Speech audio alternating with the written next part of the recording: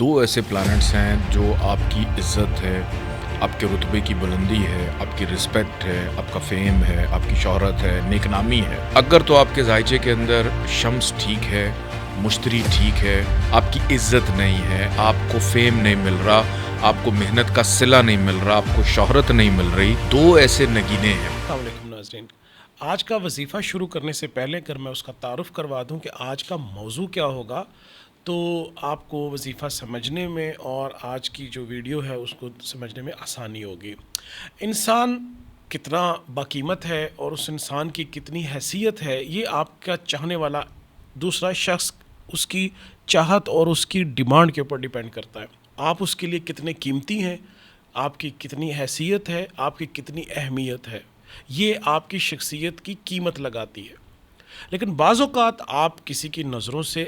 گر جاتے ہیں، آپ اس بلندی سے نیچے آ جاتے ہیں، چاہے بائی مسٹیک یا آپ سے کوئی غلطی سرزد ہو گئی، لیکن آپ پھر وہی اہمیت کی معراج پانا چاہتے ہیں۔ اس کے لیے سید محمد علی زنجانی صاحب سے پوچھیں گے آج کا وظیفہ کہ ایک شخص جو اپنے کردار، شخصیت اور انسانیت کی بلندی اور شہرت پانا چاہتا ہے، اس کے لیے کیا وظیفہ ہے؟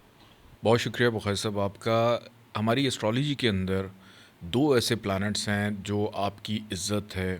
آپ کے رتبے کی بلندی ہے، آپ کی رسپیکٹ ہے، آپ کا فیم ہے، آپ کی شہرت ہے، نیک نامی ہے۔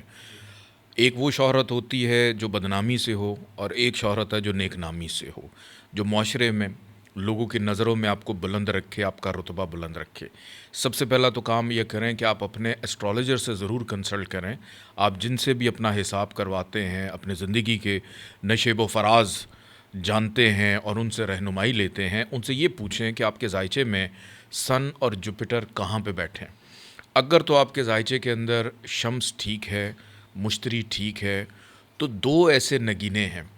جو آپ کو دوسروں کی نظروں میں بلند بھی کر سکتے ہیں، یا اگر یہ آپ کو محسوس ہو کہ آپ کسی سے کی نظروں میں گر گئے ہیں، آپ کی عزت نہیں ہے، آپ کو فیم نہیں مل رہا، آپ کو محنت کا صلہ نہیں مل رہا، آپ کو شہرت نہیں مل رہی، کہ طلسمی ٹوپی پہنی ہوئی ہے، تو آج ایک ایسا میں طلسمی نگینہ بتا دیتا ہوں کہ اگر تو آپ کے ذائچے کے مطابق یاقوت، اس کا ذکر قرآن پاک میں بھی ہے، سورہ رحمان میں بھی اس کا ذکر ہے، اور دوسرا ہے فیروزہ، اس کو مولا علی بھی پہنتے تھے، بڑا پسند فرمایا انہوں نے۔ تو یہ دو ایسے نگینے ہیں،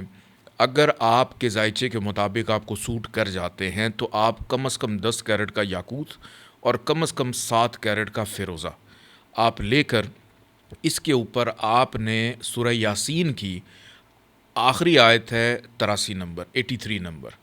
اس کو 11 دفعہ اس کے اوپر پڑھ کے آپ دم کریں، اول آخر 14 دفعہ درود پاک کے ساتھ، اور اس نگینے کو آپ لے کر اپنے ہاتھ میں پہن لیں،